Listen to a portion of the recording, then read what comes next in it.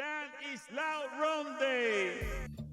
I was loud wrong this weekend. Loud. What is today's date? Let's mark it as an official holiday. Wrong. It is the 13th of November. Yeah, your day. How do we make this like a holiday? And on this day every year, because of how wrong I was about Notre Dame Miami, I will not be able to say anyone else is wrong about anything. So loud. Even if like O.J. Simpson did that today, I would never be able to say anyone was wrong. So wrong. Guillermo, put it on the poll. What's better, great sex or Dan being loud wrong? Do you have the self-discipline to do this? Oh, yeah, that's fine. I will go the entire show today. In fact, you pointed out I'll take fines every time I mention that anyone's wrong about anything. I could say whatever I want. You can't point out that I'm wrong. Right. That's Just right. anyone? Not even us. Like anyone in the nation. Like, what if Stugotz is factually wrong about something? Doesn't matter. You can't point it out. Yeah, someone else will have to jump on that. I am the most wrong. We need to go through today's show because I'd forgotten it was Dan is Loud Wrong Day. We don't celebrate that around here. A lot of fines, Dan. There's going to be a lot of fines when we get the report, the last 2-minute report. Let's find out what I said everybody was wrong about, and I'm going to hand out cash at the end of the show because I did not know we were celebrating Dan is Loud Wrong Day. By the way, the cash goes directly to me as the owner of the Fine Bucket Plus Loss, which I am boycotting. You definitely said I was wrong multiple times for playing whistles at the wrong time. Yeah, let's get Ethan on that. Let's find out what it is that I owe because, and let's try and remake the money back on selling Dan is Wrong shirts for Juju. I won't get that money either. Juju will get that money. Make it a fashion statement. I didn't think I said that many people were wrong today. Nobody reminded me that today was Dan is Loud Wrong Day. Nobody reminded me. Thank you for doing that. So we're wrong? Yeah, 3 hours late. Not as wrong as you. Tread lightly. Find out what it is that I owe over the entirety of the show. Can you guys update me on this, okay? Because you know that I love boxing and have always talked about boxing here even while nobody else wants to talk about boxing. And I've lamented over the last few years, but yet I can't deny it, that Jake Paul has taken over the pay-per-view game and made celebrity boxing a thing, a ridiculous thing, where most people listening to this, I'm assuming, don't care that Francis Ngannou has to go from being legitimate heavyweight champion of UFC, what should be a distinguished title, to following the Jake Paul plan of circus freak fights in order to make real money in boxing because Jake Paul has somehow come over to boxing and jerry-rigged the game so that he gets the eyeballs, he gets the audience, and he was going to fight Tank Johnson, and I thought he was going to lose that fight. I thought it was going... Tank Davis. Tank Davis, excuse me. That is a fine. And I can't... Yeah, okay. Just tell me later. Yeah, I'm going to owe so much money at the end of today's show. We listened back. You owe $20 to Roy, $14 to me. Okay, stay confident. You got your Boris Quinton in. Tony's going to own Meadowlark by the end of this. I thought he was going to lose a fight. Tank wasn't going to fight at 132 pounds, right? He was going to gain weight for that fight. As much as he could. I was going to say, how much can you gain on that frame? I thought he was going to lose that fight because that's the most legitimate boxer he's faced, even though he has him by 100 pounds, and there are reasons for weight divisions in fighting.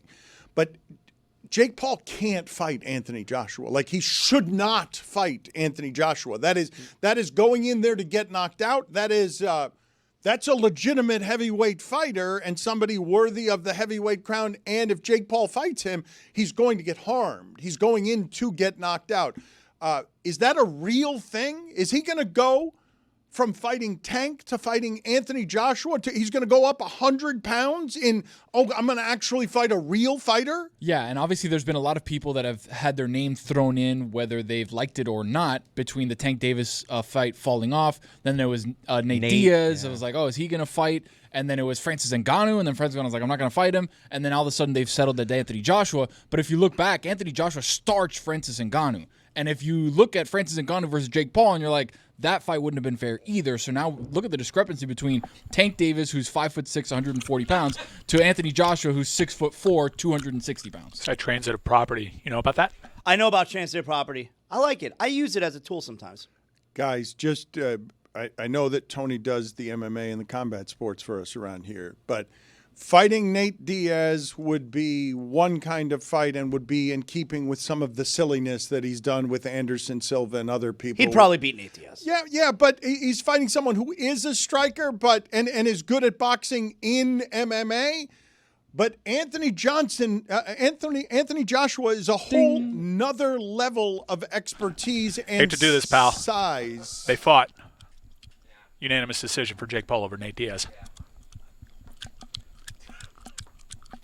Anthony Joshua is a heavyweight fighter worthy of the heavyweight crown. Jake Paul should not be stepping into a ring with that person. How real is that, Tony? Because the first time I heard that, before it is that they moved to Tank, who was 100 pounds lighter, the first I heard of that, I said Jake Paul can't and shouldn't do that. That is dangerous in a way that is not responsible. It was kind of the same situation with like Mike Tyson and Jake Paul, where I was like, all right, is Mike going to get hurt here? Because Jake is a legitimate, strong boxer and has like a really good right hook. And it's like, Mike is 60 years old. Now we move that to the upper echelon of Anthony Joshua is a world-class, world champion boxer who has massive cinder blocks for hands. And Jake Paul's never fought somebody with that kind of power. So when you talk about transitive property, yeah, you could take a shot from Tank Davis, but when you're taking a shot from Anthony Joshua, completely. But I am in on this fight, by the way. Anthony Joshua, by the way.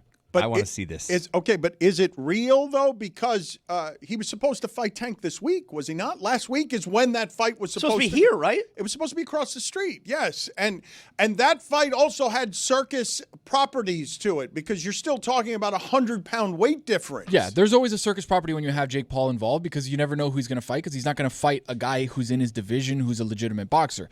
But everything seems to point out from Uncrowned to Yahoo Sports, Ariel's product, the Netflix boxing match is in the works for December. So it's like a legitimate thing where the wheels are greased and moving towards a big payday for Anthony Joshua. You have my interest.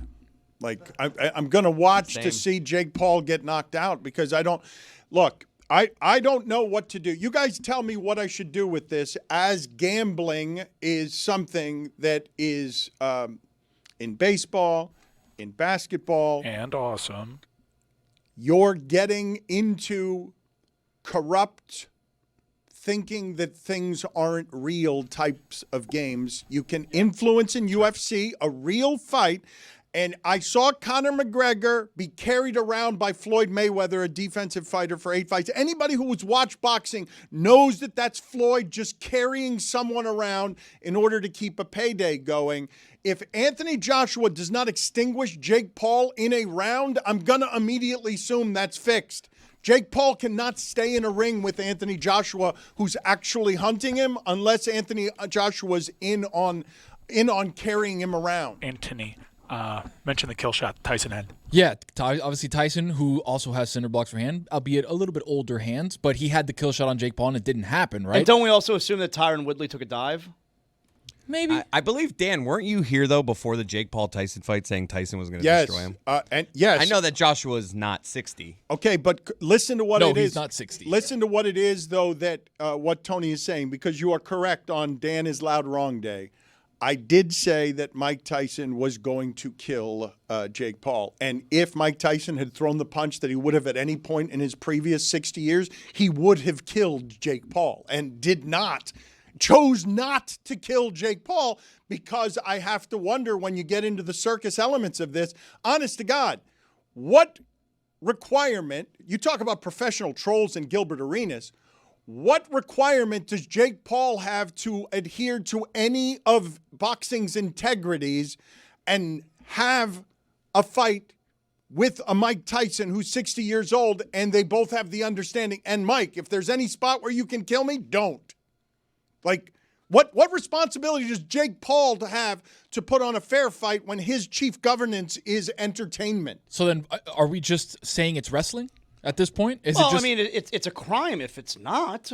Like, if he's That's correct. making side it's illegal. arrangements, That's correct. It's a crime. It's 100%. illegal. But what responsibility does he have to be responsible about legality? We were just talking about Gilbert Arenas. If you're running boxing, you're Jake Paul, and you're an internet sensation, what real responsibility do you have to fight by the rules when you can just throw up your hands and say, isn't it all entertainment? It's just all meant to be fun, right? You're just paying me for the view. You're not paying me for the integrity of the view. So a couple of questions. Number one, his fights are sanctioned? Are they sanctioned by any boxing commission? Yes, they're now. He's ranked. He's ranked, but boxing is the dirtiest, okay? Where there is a dollar, there's a license.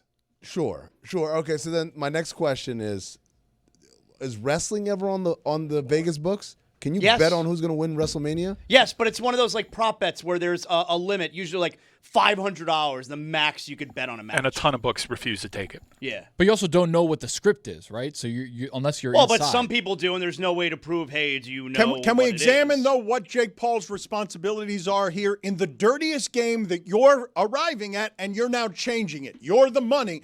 Boxing has always been corrupt.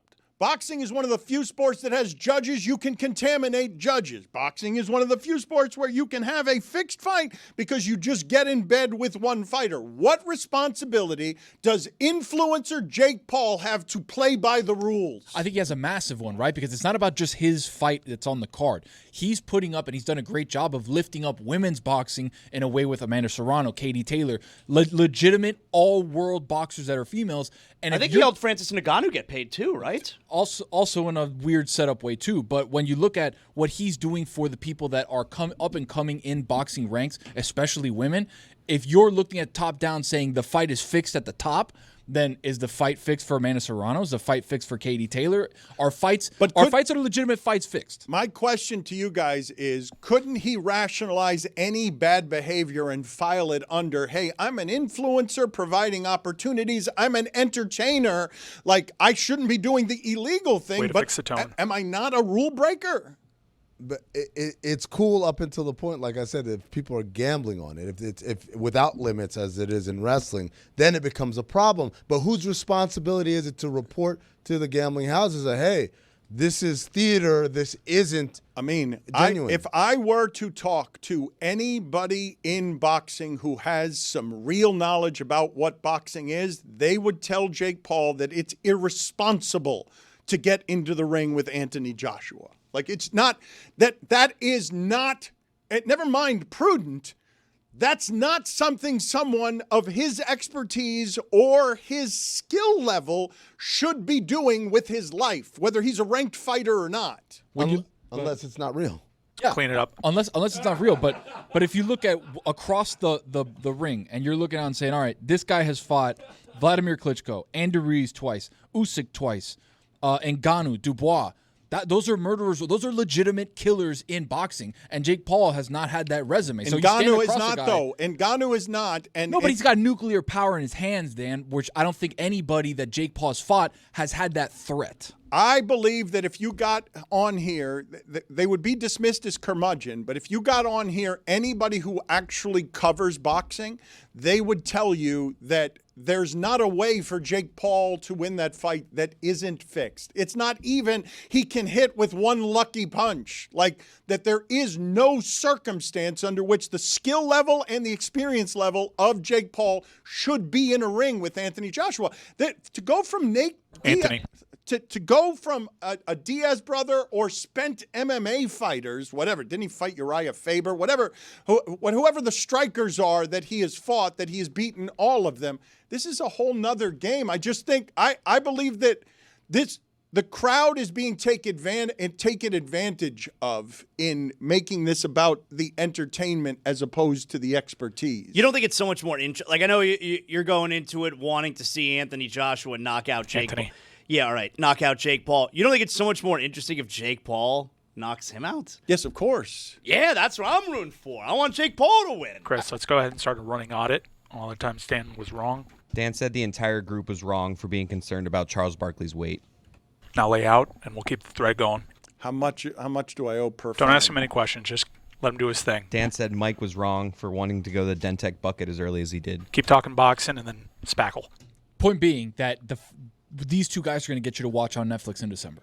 That's the point and period of the most important part of eyeballs. Oh, I want to watch Jake Paul do the impossible. I want to watch Jake Paul get knocked out. It's going to do numbers. It is going to do. It's a good choice by him to fight someone of this much name. Much better choice than Gervonta Davis. But you're legitimately going in terms of whatever the management of Jake Paul's both entertainment and economic. You got to career give Chris are. space. Dan said Zaslow and Ethan eat too much cream cheese. I just heard. Okay, I mean, they're Don't react to him. Just keep it moving. That's our bet. That's ballet. You got to stop chewing on. That's me. DLS football. You got to stop. I got to do what? I got to do what? I got to do what? Are you telling me I'm wrong? Add that to the list. Tony, you're going from I'm going to make all of this a curiosity. I'm going to do all of this to this is the end game. There is no place after this to go. Once he's fighting Anthony Joshua, this is the end. I thought Jake Paul was going to milk this for as long as he could. Let's make it weight disparities. Let's make it spent fighters. You're going to the top of the food chain. You're fighting one of the best heavyweight fighters, and you're fighting giant power. Unless he beats him. It can't be on the up and up, Zaz. Like this is not what are the betting odds on this? Tell me what the betting odds are on this fight. This can't be close betting odds. Jake Paul has to be somebody who's an overwhelming betting underdog. Dan said Amin was wrong for referencing Ethan. Is each fine $5? Yes, paid directly to me in perpetuity. Jake Paul opened as a plus 550 underdog, minus 1,000 for Anthony Joshua. So.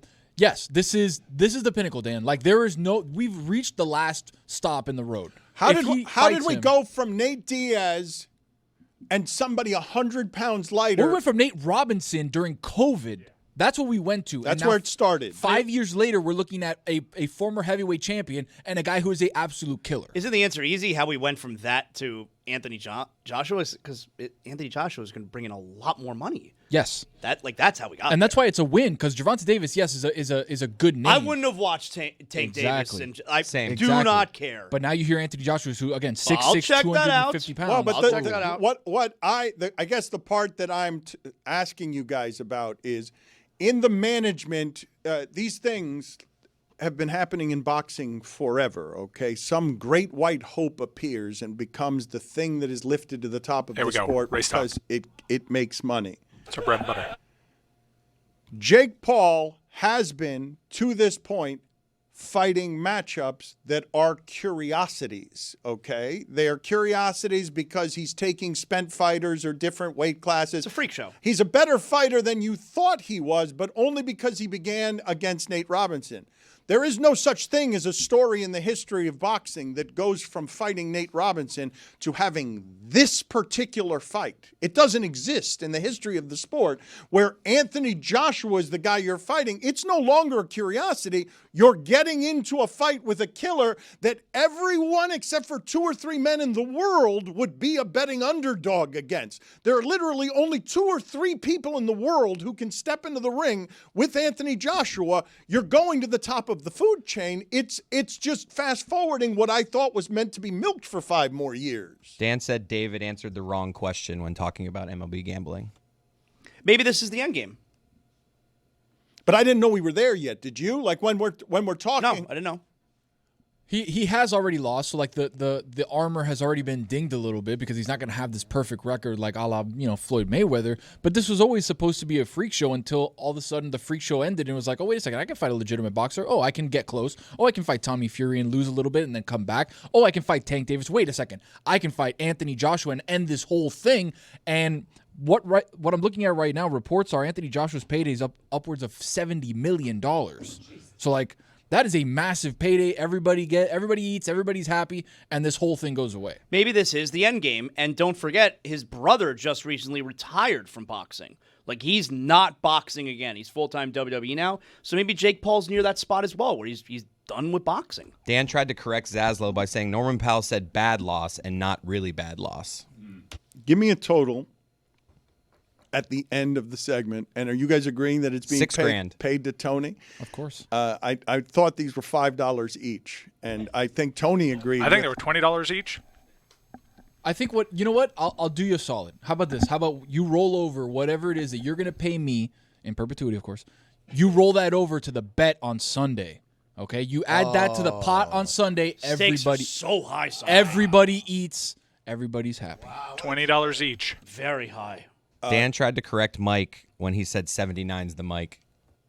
I didn't say that. $70 million payday that Anthony Joshua is getting is not a payday that he could get against anybody else.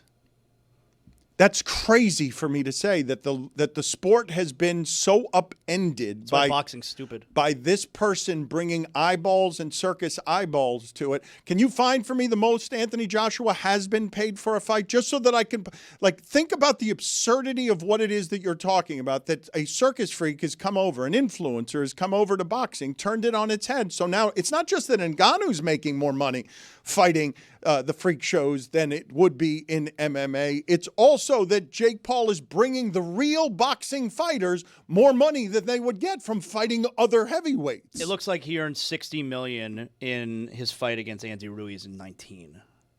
That's another fine that I'll add. It's Andy Ruiz. 46 million. That's what I said. You said that? You said Anthony. Whatever. He not said the point. Andy. All right, around you give $20 back. No, that's for the whole pot though.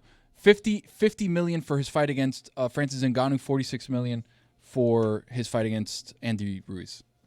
So not as big as a purse that he would fight for fighting. All right, he's shook. Jake Paul. All right, Roy. Oh, that's a fumble. Roy, come in. I mean, That's a bad play Get over call. here, Roy. He said Oh, black. you throwing the coaches on? Coach, I we tell had it you in when the to box. play. Coach, I we had tell it in you the which box. place to run. You told me to run up. Are the you edge. talking? Get out of here. Tony said Blad. Unreal. Unreal. Unreal. Back row Roy. Unreal. Out of here. Uncoachable.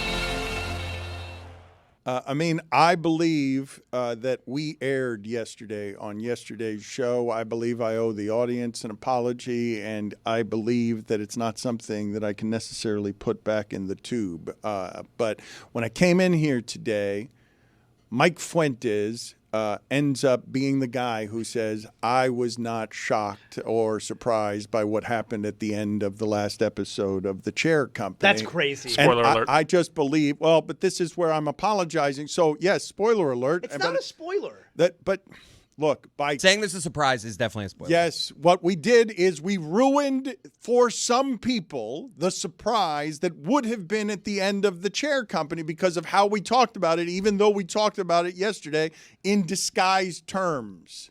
Dan, I could watch it again, and I'm still going to be surprised. But we lessen the surprise. am I wrong? We lessen the surprise for some. Look, I'm not shocked or surprised that Mike Fuentes said he wasn't shocked or surprised. I think you have to really gauge your audience here, where the source is coming from. That's an incredible world that Fuentes lives in where that is not shocking to him. He just yawned. He's like, oh, is that it? Oh, come on, man. That thing was ridiculous. By the way, I would like to apologize to the audience as well because I aired that yesterday was a very special day. November 12th is the day that Doc Brown sends Marty back to the future. You look like Doc Brown. Mike Ryan looks like he has aged into being Doc Brown at the end of Back to the Future. You do. You need to go back to 2015 and get a whole overhaul. I believe we got this wrong, Zaz. I believe that for some members of the audience, by over-talking the surprise ending, we end up ruining or at least diluting part of the surprise. Okay, so they know that there's a surprise, but it doesn't matter. In a million years, they wouldn't know what the surprise is. You're still going to be You've never seen anything like it on cable or network television. You're going to be shocked. Dan, it's obscene. Dan, do you remember when The Sixth Sense came out and everyone except for me, because I figured out within 5 minutes of watching the movie that Bruce Willis was dead? But I'm just saying, I knew it. But everybody else, hold on. How'd you know it? Hold on. Are you about to say he's wrong, Dan? Hold Are you on. about to say Hey, he's why wrong? is he talking? Why is he talking? You're benched. So, How'd you know? When that movie came out, because it's obvious he doesn't interact with It's anybody not else. obvious. It's so obvious. Go watch it. Spoiler alert. But anyways, Dan, when that movie came out, what made it such a sensation that people went to the theater to watch it was everyone said, you'll never guess the twist at the end. They told us there was a twist at the end. This is before people knew that M. Night Shyamalan was a hack, right? They told us there was a twist at the end, and everyone rushed to the theaters to see it, and nobody walked away and said, oh, you ruined it for telling me there's a twist at the end. That's right. That's right. The twist at the end of that episode of Chair Company is so bonkers and outside of the realm of what anyone... It's not even a twist. It's not even a twist. It's not a twist. It's just an obscene thing. No, just...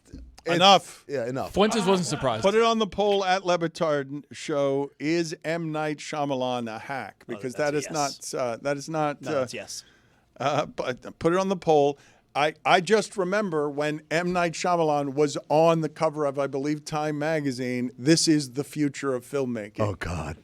Was that real? Yes. No. Yes. Hold Yeah, on. for I'm gonna sure. Google No. that. Yes. Go ahead and look it up. In fact, find for me what it is the headline on that story was, because he was introduced by the magazine industry as someone who was going to change the entirety of the game, and the magazine industry. you know what I mean? Dan's wrong again. Oh. Clarify for him. Sorry, Dan. It was Newsweek, not Time magazine, and the headline was "The Next Spielberg." That's $20. Is More money to you, Hollywood Tony. Hollywood's No, roll it over, hottest roll it over. new storyteller, M. Night Shyamalan? I mean, the next Spielberg is not. He's the future. It's not a hack. It's Newsweek, not Time magazine. Spielberg never would have made a movie where the wind kills you. $20 more. Try to correct you after you corrected him. Put it on the poll at LeBatard Show. Would Spielberg ever make a movie where the wind kills you? At LeBatard Show.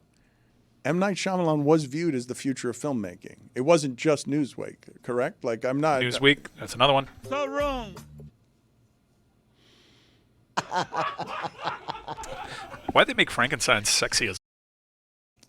Have you seen Frankenstein, Dan? I saw it. It was an odd choice. Let me tell you something. He's hot. Look, like I said, it's a good movie.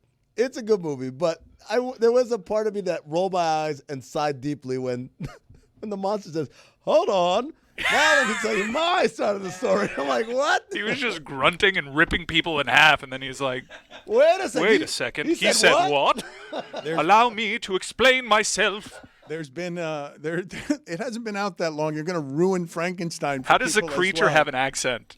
Just like, look, he could have saved a lot of time and trouble. Say, hey guys, by the way, like he's that eloquent. I mean, they've been having this decades-long battle. It's Mary Shelley's Frankenstein, right? We There's no all know the spoilers. source Guys, material. it's a monster. So they're all just like blood feuding, traveling the entire world trying to kill one another, and all it took was like one conversation. Wait, no, you thought that? No, I'm so. Oh, beg your pardon. How could I be so confused? Can you guys look up for me, please? I was about to look it up. The casting on Frankenstein was a last-minute change. Like So wrong. I don't think it was supposed to be sexy. I think the original casting would have made it something different, and then they had to, in the last 9 weeks, totally change who Frankenstein was. He replaced Andrew Garfield. Oh, that would have been. He's too skinny. How can he be? He's too skinny. Put up Andrew Garfield when you get a second so people can see who it is that Mike was getting ready to say is sexy as F. Spider-Man. He's a good-looking man. He's good-looking man. but- I honestly, Elordi was a much better casting because he's tall, He's but huge. yeah, but He's Nate from Euphoria. Your headset's beginning to bother me with how clankety it is. I love it. Are I love you the saying sound. he's wrong about that? It's just beginning to bother me. Is that the same as being wrong? You're saying it's clankety. I don't think it's clankety. Mike Ryan has been yelling at anyone who will listen. I don't think he's allowed to talk. Coach, there was 8 in the box. You called a run play. Back to the bench. Mike Ryan has been yelling at anybody who will listen that Notre Dame is bullshit. He's just saying they should have bullshit on their helmet. And It is bullshit. Hold on a second. No, wrong. I'll just go. My play now. Did you see what Pat Narduzzi said? This is a question for everybody. Dan, did you see what Pat Narduzzi said? Pat Narduzzi was asked, how is this game against Notre Dame? College Game Day is going to Pittsburgh for this game. It's a huge game. CFP implications. Let's go ahead. Run video. Do you feel like this is a must-win for this team when it comes to something? Absolutely not. It is not an ACC game. I'm glad you brought that up. It's not an ACC game. I gladly get beat 103 or 110 to 10 in that game. They can put 100 up on us as long as we win the next 2 after that. But again, our focus is on Notre Dame and getting as many wins as we can.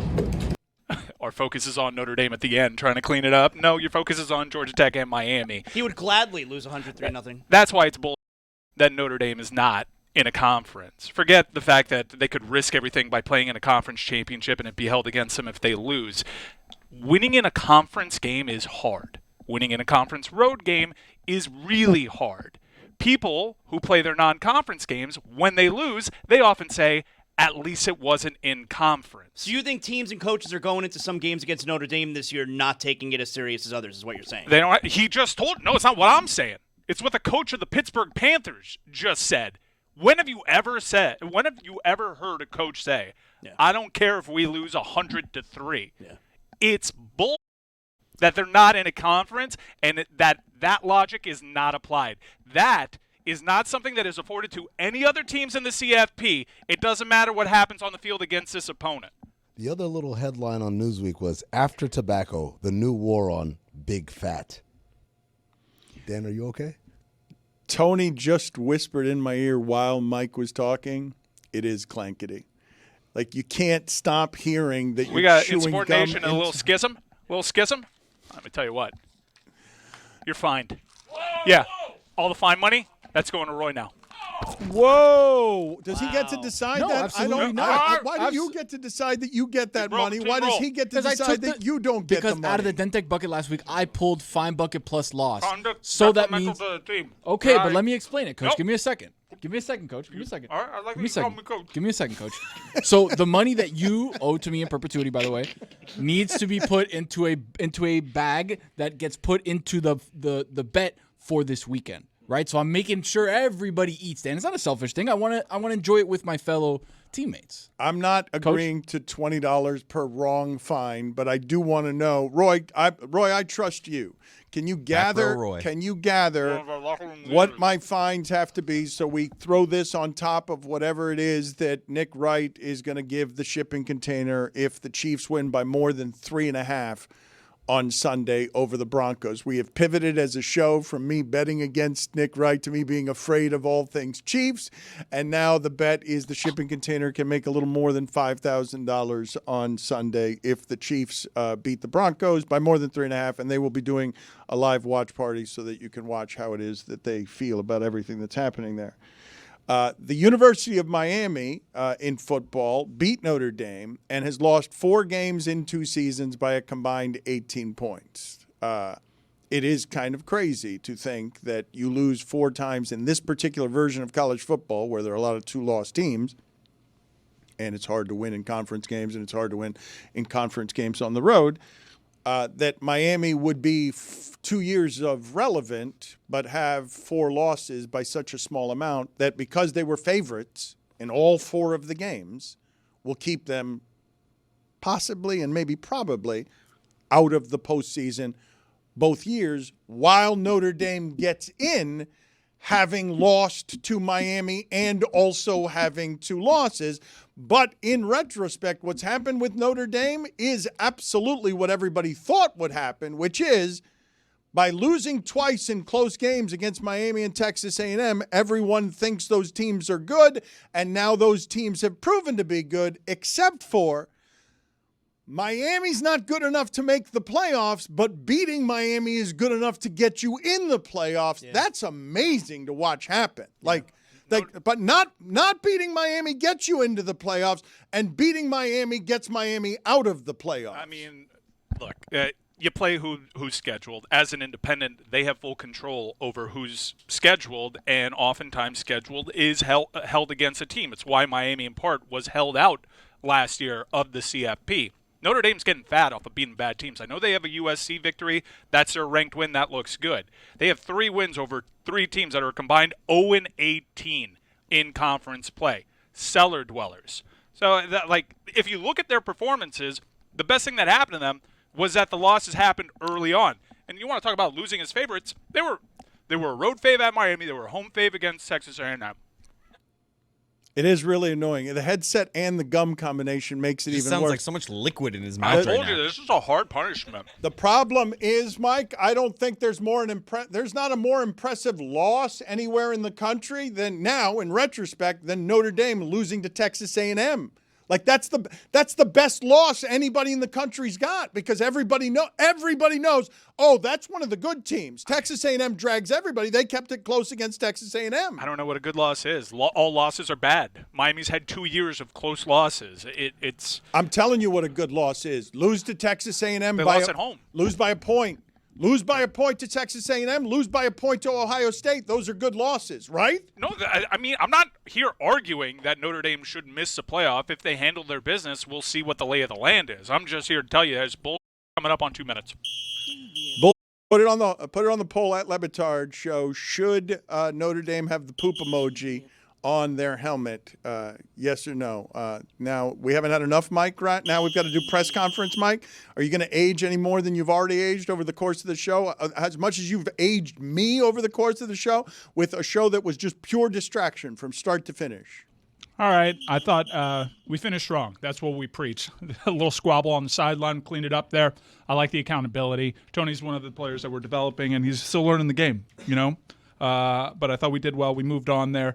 All in all, good, solid performance from the team today. Coach, good win. Yep. I'll open it up to questions. Coach, what happened on the sidelines between you and Tony today? Again, miscommunication. You like his fire. You like his competitive spirit. And he's eager. He's a player that we have high hopes for. And we cleaned it up. We have a good locker room. And I thought Roy did well in his place. All right? Coach. Yeah. Coach, your star player was rattled in the fourth quarter, racking up a ton of penalties. What did you see there? You know, Dan Le Batard has been a really good player for us over the years. And we trust him with the ball in his hands, even though whenever he talks for extended periods of time, we're like, okay, when is he going to mention white supremacy? It's always a little dicey there. But yeah, nervous laughter. But, you know, his name's on the show for a reason. We love Dan, and we got us over the line today. Go. I'm going to give, what, you got one? No, I'm just saying, Coach. Okay. Coach. I got one, Coach. Different You don't different have dude. one? You know what you had in your game was Coach. Theater of the mind. Has that ever happened in a press conference? Coach. You got to go with, he already asked my question. It took you guys a while to run some hurricane play calls. Now, what was the thinking behind that decision? You know, that wasn't the plan. That's what the defense showed us. And I wasn't too happy about that because I like to get in groove, do some early playoff, early Miami Hurricanes talk, no doubt. But I think look, we still got the dub, and we got there in the end. Coach, do you have any explanation for why Chris Cody decided to play this sound while you were talking? He's a bit of a wild card. Yeah, he's our gadget guy. What kind of judgment is that from your EP coach? I like that guy. That's not what I wanted. Can you believe it, folks? We're already halfway through the football season. For many, it's been a frustrating football season, especially those who are fans of the pro team down here. But for others, you have that away trip that was really special. You celebrated, you commiserated, and hopefully you did it all with Miller Lite. That's right, because Miller time makes football time a special time. Game days, they just hit different with a Miller Lite in your hand. From jaw-dropping touchdowns to fantasy heartbreaks, it's the beer that is there for every moment. 50 years of great taste, simple ingredients, and that iconic golden color you can spot from across the room. And here's the kicker, folks. It's just 96 calories and 3.2 carbs per 12 ounces. The original light beer since 1975 and still hitting different 5 decades later. So whatever your game day experience looks like, remember, Miller time is always a good time. Miller Lite, great taste, 96 calories. Go to MillerLite.com/Dan to find delivery options near you, or you can pick up some Miller Lite pretty much anywhere that sells beer. It's Miller time. Celebrate responsibly. Miller Brewing Company, Milwaukee, Wisconsin. 96 calories and 3.2 carbs per 12 ounces. Oh, look at the Juju is looking fantastic here today. What's going on? You got a tie? You got a jacket? You got some championship trophies? What's going on? Lucky JJ. Yes, sir, man. I'm trying to look like the job I want versus the one I have. I've won all of these. Remember that. Just never forget that. All those trophies. I give so many good takes here. I give hot takes before Mina Kimes gives them. I give them before Diana gives them. And then whenever Diana or Mina Kimes says them, that's when Dan reacts. Oh, my goodness. I've never heard someone. Zaz says the Bills are dead? How no one else outside of media is saying these things? Well, I think it's because I look like a hood all the time and I don't wear this sweet blazer. So moving forward, I'm going to always wear a sweet blazer here. And you can call me Julian G. not Juju Gotti. I know you don't want to quote that. Oh, said first by Juju Gotti. That's so ghetto. Get that out of here. Julian G says the Bills were done last year and they will be done moving forward. Sorry for Brandon. Oh no, I think this is an interesting tack to take, Juju. I'm sorry, Julian G. Yes, sir. Yes, sir. Absolutely. Oh, this thing right here. Oh, this is just a confetti that fell out of the sky when the Unrivaled League, the Roses won the championship, and I was there covering it.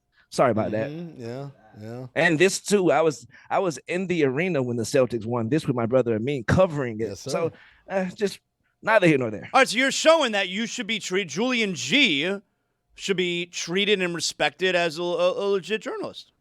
Yes, Dan don't even stick around for these anymore. Do you think if me and the Coms came on the show, Dan would get his ass up and go eat a sandwich? Hell no. I got to do better. I got more work to do. Now, Julian G, I do want to ask you, had you been wearing a suit and tie in Berlin, do you still think the commissioner would have came up and dapped you up? 100% not. He would have not have. I would. That's when the ghetto worked out. It paid off. He was like, "What your ghetto ass doing in Berlin?" It was a good ghetto day. Juju, we got some Thursday Thunder to do? Oh, yes, we do, sir. Hit the music, my brother. That's right. It's Thursday Thunder, and it's presented by DraftKings. DraftKings. The crown is yours. Juju, what we got? Tonight, we got a Thursday night football matchup that is sure to bore everyone watching. But I'm going to give you a little reason to watch and stay tuned tonight. First leg, Breece Hall. He will get 16 carries tonight. Lock it in. They have nothing else. He's going to get 16 carries, and Justin Fields going to have 73 yards. Lock it in. But don't lock that Justin Fields part in. That was just me ranting. I'm a comedian. Also, don't forget that part. Second leg, Stephon Diggs will have 5 catches tonight. Yes, he will. And the last leg, Pop Douglas, Demario Douglas will get 2 catches tonight. Lock it in, Thursday Thunder. Let's go. Are we going to get 2 weeks in a row of the garbage on Thursday night? I feel like we're at the point in the season. Like last week was the first one of the season where the Thursday night game looks like a Thursday night game.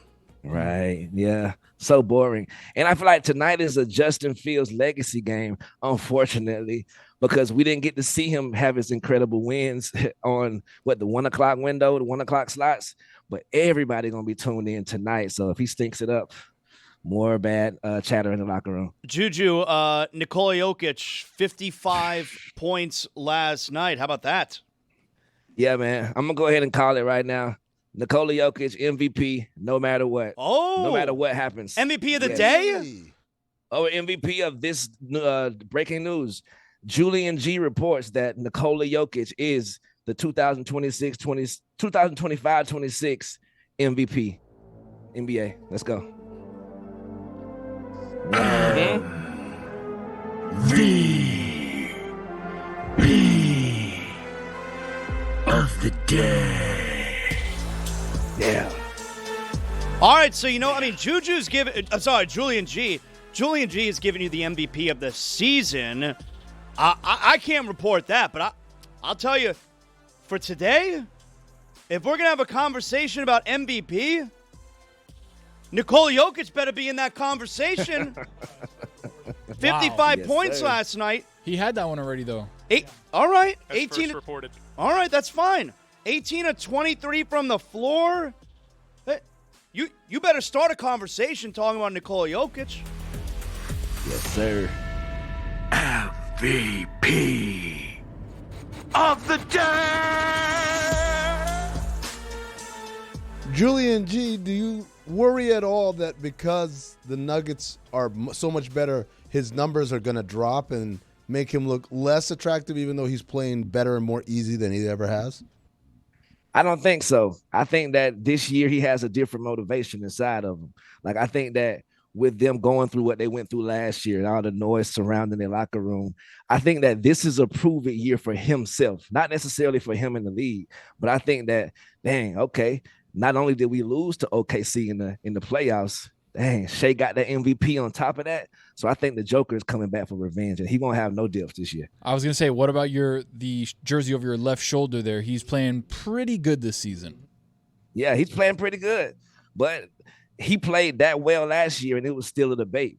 The Joker is playing phenomenal. Like, he putting up numbers we've never seen before. And as much as Shea's team is doing in the win column, that MVP is just a little different category to me. Second best Canadian in the league, according to Jaime Jaquez. Right. Also, yes, for sure. Also, too, salute to Pete Carroll today. That was hats off, great punishment, great every execution. The only punishment that was for the audience, though, was the gum chewing. Holy hell. We couldn't stand it, but it was fantastic execution by you, brother. Juju, were there some jokers last night? Oh, yes, there was, man. Last night, LSU women took on Charlotte. And we never heard of Charlotte. I don't ever 49ers. remember Charlotte. Right? 49ers. Right, coming into the conversation. But before the game, Charlotte took to TikTok and said this right here. The video team, you got it? Seems like it's B-roll. Oh, my God. Yes, sir. Us dancing because LSU is finally finna play some real competition. Oh, and those girls play for Charlotte? Come on, kids. Yeah, Oh, come that on, was son. that was before the game. Come on. And this was the halftime score. Video team, pull up the halftime score. Oh, come on. 62-17. Real competition. Douglas You Wade ma'ams, right? You ma'ams are the jokers of the night, and I salute you. Get well soon. Juju, you got some polls for us today? What do we got going on? Oh yeah, I got some polls. They came in late today, so and there's only 2 of them. So I'm gonna just go ahead a quick little news dump right quick. The NBA Showtime crew on Peacock, fantastic. I like what you're doing. I see you, Carmelo. Also, NBA on TNT, it's the exact same show. Let's get over it. It's the same. I don't see any difference. Zaire Alexander stepping away, maybe retirement. Something's going on there. The Bills signed Miko Hardman like I give a damn. Max B is free. And lastly, the Morris twins say that they will mop the floor with the Jokic brothers, saying that those big chest brothers can't move. Talk about squabbling? Yeah, squabbling. Yeah, I mean, hey. I don't know about that one. They don't have to move. They just crush you with their hands. I'm going to say this. I did a heavy investigation of the Jokic brothers during the finals in 2023. One of them is a lot bigger than the other one. Yes. But that big one is the the big biggest one is scary of the biggest. But the other one is like, okay, you just tall. But the big one. Can the big one scratch his back though? Is the problem. Probably. That would be a hell of a prelim for the Jake Paul fight. Right. Also, the YouTube listener of the day, Wayne W. I see you, brother. He promised to be nicer to negative people. I appreciate that, brother. And also, if you're going through something out there, know that weeping may endure for a night, but joy is going to come in the morning. Amen. Let's get to these posts. Would Spielberg ever make a movie where the wind kills you? 62% of the audience says yes, he would.